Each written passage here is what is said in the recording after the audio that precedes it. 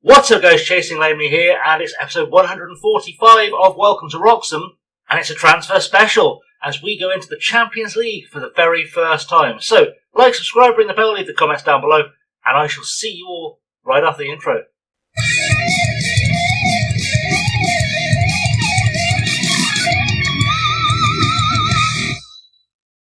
So here we are then, ready to go for the transfer special. The first thing that you might notice on the home screen is that we have 174.8 million in the bank as a transfer budget, and we've got 20 million a year to spend on wages. Now, the reason for that is because financially we are in the toilet. 102 million pound, even after all that predicted loss for the season, which is not ideal for us because I need to build a new stadium to get the club on good financial footing. So I've been essentially shipping out players left, right and centre to put enough money in the bank that the board will let us build a new stadium so I can sort the finances out, because currently something's not working. And I think, I'll just sell a few more players, except I have totaled up the wages of the players we have left at the club, and there's still £95 million a year of wages there. We're losing £6 million more than we are spending in wages. That includes staff. It's not working. Something's not working. So, I am just trying to steady the ship at this point. But let's talk ins and outs, because you're here for transfers. We'll just go through the big outs, and then we'll go through the big ins. So, let's talk transfers.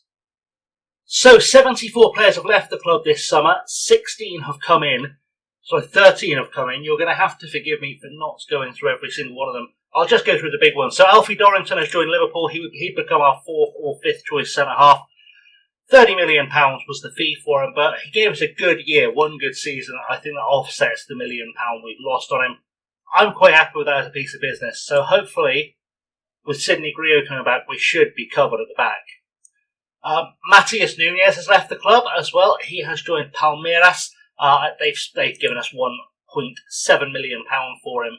He was a good servant to the club, but he's 35, and as much as he would have played this season, he probably only has one season left in him, maybe two tops, and I just thought he's only going to start declining now, so we'll sell him, we'll make the money. He's done all he can do mentoring for players as well. We'll bring him back as a coach if and when he decides that's the thing he wants. He's already unhappy at Palmeiras for some reason. He wants more defenders there. I can sell him some. That's not a problem. Anyway, he's left the club. We thank him for his service, but unfortunately nothing more he can do for us. Shang Wei leaves us to join Al Nassr in Saudi Arabia. He just never really developed for us. 16.5 million. It will rise to 17 over time. We played against him for Salzburg last year, and he was okay, but he's not been impressing anywhere he's gone on loan. He was just kind of not quite making it. 27 years old, it was time to move him on, so we have done. Now Vitinha is left. We've taken a big loss on him. We've sold him to Wolfsburg for 3.1 million, so a loss of 4.4 million. But I did say when we signed him, he was just coming in to fill the gap that was left by Tom Ritchie and by Abdoulaye Thiam, and he did that. I mean, he didn't do it brilliantly, but he did that. So it's time to move on. We've had a chance to find new striking options. So hopefully he'll have a good career and we can move on without him. Now, Nicolas Torres was like our 4th or 5th choice goalkeeper. He has hit his mid-20s. Doesn't look like becoming number 1, and he's too good to keep as a backup. So 6.5 million has taken him to Sunderland. We made a 5 million profit. He'll do very well in the Championship, but again, we had to let him go. Ben Dodd has left the club for the final time. He's joined Sheffield Wednesday. I brought him in last season just to fill a homegrown at club player slot for European competition. And that was kind of it. That was all he could offer me. So, 725,000. I've lost some money, but he played for us on loan for so many years, so well, for nothing, that I think he's repaid it anyway. We'll let him have a nice few years in the Championship, see out his career in peace, and who knows, maybe we cross paths with him again. Also leaving the club for the second time is club legend Ronnie Stutter. He's joined Brighton for 6.25 million. It's weird, we've sort of broken even on him over the years. We signed him for free from Chelsea originally when we were in League 2. Sold him to Barnsley for 3.5, bought him back for 10, sold him for 6.25. With the loans taken into account, he's cost us 100 grand overall, but he also gave us 41 league goals in 45 games in League 2 to get us out of there. So he'll always be a club legend, but he's just not up to Premier League football. Wade Stirrup has joined Blackburn for £4 million. He was another young goalkeeper we brought in just to see if he developed, but he wasn't getting there. He's had a couple of good seasons out on loan from us as well. So we signed him for 650k from Liverpool. Had a good season at Orleans, at Exeter, at Hull, and now has gone to join Blackburn. £4 million, good profit for a player that was not going to make our first team, but he can be a first-choice goalkeeper in the Championship. Stefan Gasparic has also left the club. 27 years old. He wasn't playing first-team football for us. Played one league game for us. And we've made a nice profit. He cost us nothing. We signed him for Sassuolo. We sent him on loan last season at Sunderland. He did well. Mainz said 4.4 million. I said, yes, please. And he's off on his travels to Germany now. Another victim of ageing and declining ability, Anthony Gordon has left the club to join Napoli. He cost me 24 million. I've sold him for 2.8. Such a huge loss financially. I've eaten so much loss. 21 million pounds worth of loss. But he's 33. He was declining rapidly. I've never seen a player decline as fast as he did. January last season, he looked like a world beater. He was the best player in the Europa League. From January onwards, it was just straight down decline. I just wanted to get him out of the club whilst I still could. It wasn't worth waiting for him to retire. Napoli offered me money, and he gets to go and play football somewhere, which is really nice for him, I suppose. Liam Delap has done wonders for us as a piece of business. We signed him again as part of that stopgap cover for Tom Ritchie and Abdoulaye Thiam. Atletico Madrid have bought him. He played 10 games and scored 1 goal for us last season. And they've paid us £29 million for him. Yes, I paid £39 million for him. I still took a loss. As I said, I was trying to cover that gap. In fact, there's still some add-ons that we might be liable for. I need to look into that. But there's also some add-ons that Madrid might be liable for. Basically, he is the sole cause of our financial issues, and I'll be looking to try and buy out any clauses that I can as soon as possible. But yeah, Liam Delap has left the club, and we move on. This one was really disappointing. Petrus de Smet, I genuinely thought was going to become a starting left-back for us, and didn't develop. He's got 7 caps for Belgium. He's 24. Since he signed for us in the 25-26 season, so he's been here for 9 years already. He has not played a first-team game for us, but he's been on loan at Dulwich Hamlet, at Carlisle, at Mallorca, at Barnsley, Charlton and Ipswich in the Championship. When Villarreal came in with a 6.25 million bid for him, I just took it because he's not developed at all. Really disappointing. He's not developed into the player I thought he would become. I thought he'd become a top Premier League player, and he sort of developed into a decent-ish Championship player. So we'll let him go. If we have to buy him back later on, we will do, but we've still got Jorge Moraes. I can't see a reason why we'd need Petrus de Smet back. Also joining at Villarreal is Victor Torres, who 23 years old, centre-half that we signed from Liverpool in Uruguay. 1.4 million, had a few seasons out on loan. Villarreal offered me 16.5 million, and his potential is not great. I know my coaches give me a good idea of potential, but he doesn't have it. So he moved on, and it's not a loss really because we've made a huge amount of money and got another player off our books.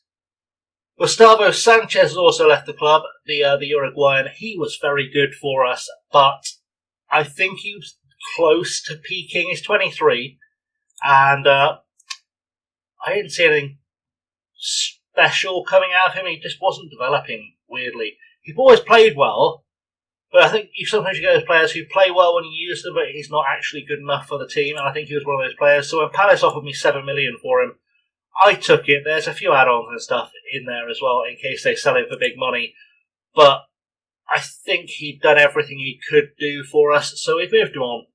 And we'll see him again this season, I'm sure. And our final big money out was part of our big goalkeeper girl was Kevin Ramirez, who has joined Leganes, the Costa Rican international. 22 years old again, was not going to become a Premier League player anytime soon. has had an interesting transfer history. We signed for 1.9 million, went back on loan to Costa Rica, did well, went on loan to the National League South with Wantage, and did well. Came back to us, had a season in the reserves, and was great, but then we loaned him out to Rem, where he did well, and then the guys who are in La Liga said, well, here's 9 million, rising to 10.25, and I went, yeah, we'll take that. So that's the big outs. I just want to keep it short with the outs because there's a lot of them. Let's talk about the players who are coming in. Now, I won't go through all the ins because we've brought a lot of players in. I'll go through the big potential ones, the ones who are actually going to play this season. Diataha joins us from Wadi Degla. He's gone back on loan there. He's an Egyptian international, 7 caps at the age of 18. A very good attacking midfielder. Of course, we don't use an attacking midfielder. We're going to try and retrain him as a central midfielder, which I think he'll do quite well. I think he has potential to be our Masala going forward. I like him. He's a really good player for an 18-year-old. Has all the things that Gustavo Sanchez does, but also has 5 more years to develop on him. I'm going to try and get him to have this season back out in Egypt, and then I'll try and bring him back, send him out to probably the Championship next year, and I think he'll be a really strong player by the time he's 20, 21. We're bringing Khaled Hashisha, a Danish 19-year-old Danish international, 5 caps and a goal for Denmark. Joins us from our old hunting ground at FC Copenhagen. He's very, very good winger on any side you want to play him. He'll be playing mostly on the left-hand side for us, I'd imagine. Also good up top, and great dribbling, great crossing, good finishing, good technique. He's fairly quick. He's 19. He's going to develop into a really good Premier League player, I think. So we're going to try him out. He's cost me 10.75 million. I've sent him back on loan to Copenhagen for this season just to give him another season to develop. I think when he comes back, he's going to be an absolute stormer of a player. So all summer, I was being told that someone was going to take Kasper Garda from me because he's got a release clause. He won't negotiate to up his release clause. I needed a replacement rapidly. I signed England international Charlie Setford from PSV to fill that role, and then Kasper Garda didn't actually leave. So he's joined us on a free. I mean, it's not the end of the world. He's going to get unhappy at some stage, but we'll try and rotate him in for the Cups and some European games, and hope he can give us something. He's had a great career as Charlie Setford, a really good career, as proven by the fact he's in the England squad. He's like England's number 2 or number 3 goalkeeper at the moment, but both of England's first 2 choice goalkeepers are about to retire. He might just take over. Anyway, he's joined us. He's a good goalkeeper, really strong goalkeeper, and he's cost us nothing. So I think he's a good piece of business. Mohamed Darami has joined us from Sporting Gijón. He is a 32-year-old left winger slash right winger slash attacker. He's mostly going to play as an inside forward for us on the left, would be my guess, given that his finishing and crossing are like neither good, but he's okay cutting inside. Really it was a case of he was available on a free. I wanted some extra bodies in the wing positions in case I sold someone. And we'll see how he goes for us. If he doesn't play, he's cost us nothing. We'll sell him on for a good price tag. So we'll see what happens with Mohamed Darami. But he's a Danish international, so he should be holding his value for a while. We've also gone back to Costa Rica for another player, Daniel Cantiano. Got to be careful how you say that. Daniel Cantiano is a centre-half, can play either full-back position, joins us from Saprissa, who are, of course, the best team in Costa Rica. 56 caps as a 21-year-old. He's been very good for them over the years. He's cost us not a penny, and he's worth 12 million. I think he can get better. I think he's got some good potential. We just have to probably send him on loan. I've got him listed for loan at the moment. We're going to see where he ends up. And hopefully we'll get a good player on the other side of that.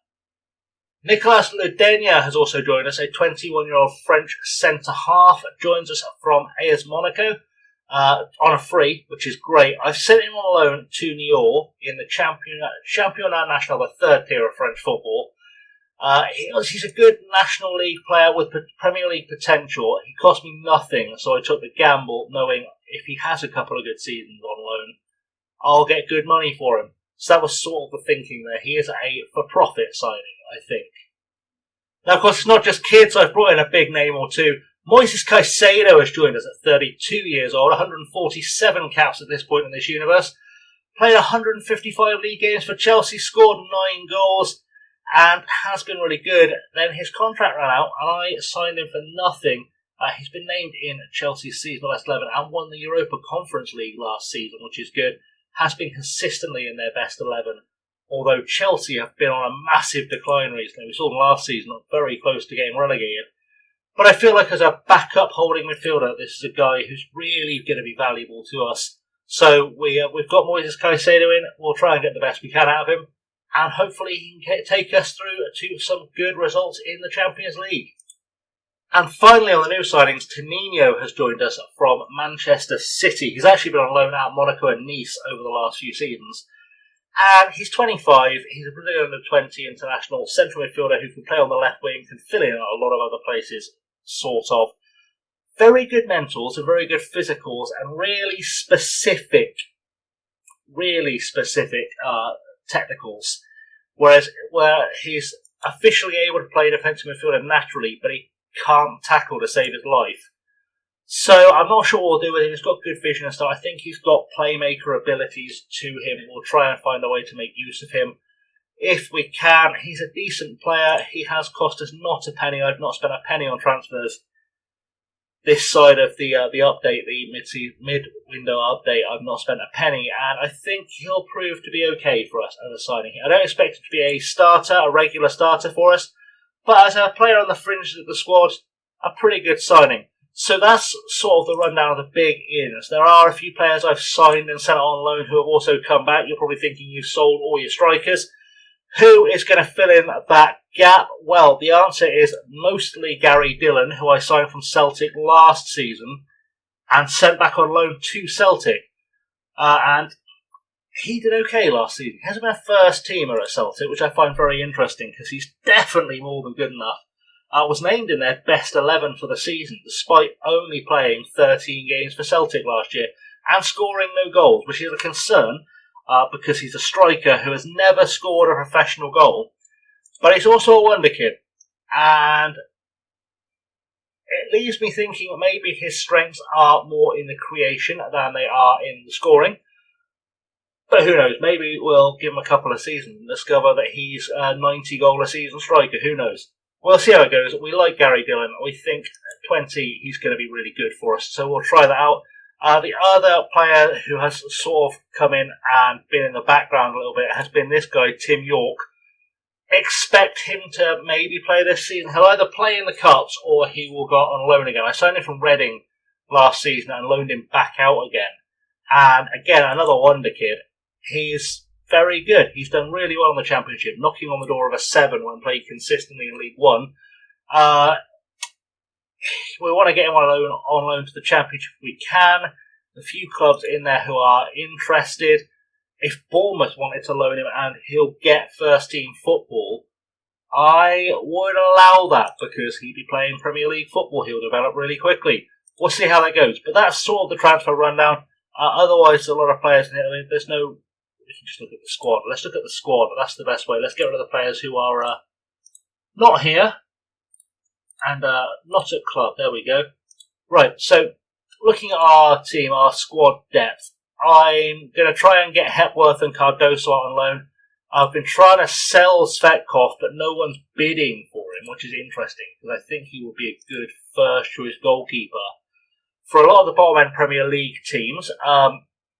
Daniel Cantiano is about to go on loan to hopefully Union Berlin because he needs a work permit. We've got Abdi Bassene to back him up. Marcato is injured.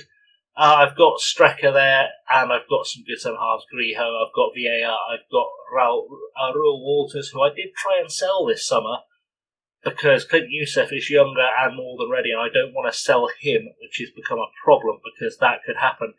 Valentin Ganchev is underbid, but I'm holding on it because if I can get Raul Walters to go, I'm going to need Ganchev to back up Youssef, and Alvin Farrell also looking to go on loan. So that's looking good. Well, we're well covered then. There, Stian Christensen has come back to us after his spell out on loan. I think he will play this season. and I think he'll do well. Nikola Andrić, I'd like to send back out on loan. We'll see how that shakes out. Jakub Bak has come back from his loan. I think he'll get some good football. I'm trying to sell Bruno Huber because I think Bak should be the backup to Armin Gamar this season. I want to have Mervyn Burns. People have tried to buy. I've had to promise him that he'll get playing time when he returns, but he also had a fit because I turned down a bid from Real Madrid for him. Oliver Fish is going to be my first choice left winger. He's wanted by Newcastle. He's not going anywhere. He will be the first choice left winger this season. Up top, we are looking a little bit thin, but we're looking thin with clauses. Emre Teşkel will, of course, be our first choice striker. There is a queue of teams wanting him. Barcelona are the latest one. Gary Dillon is there to back him up. Sam Coombs is there coming through. And we can play Fish there if we need to. We can play Gamar up top if we get really desperate. Daramy will play up top. We've got Christiansen who will play up top as well. We're not out of striker options. We are out of wide players who can potentially play up top. And we're also looking at bringing in some players as well. I've got a few irons in the fire. I'll hide the...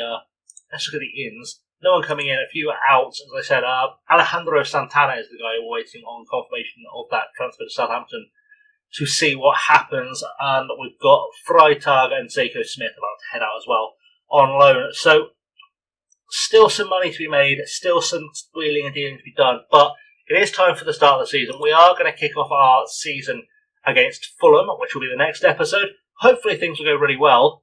But I guess we'll find out on Wednesday. That's going to be the plan. But for now, I'm going to wrap things up. So thanks for watching, guys. I haven't always been chasing Laney. Don't forget to join me on Wednesday for that first game of the season. See how good this team looks. Now it's all sort of coming together, and having made all those sales, sold most of our reserve players. So that could be interesting. And we'll see how it goes. Anyway, do like, subscribe, ring the bell, all that good stuff. I will see you all very soon. Till next time, stay safe and... have a good one.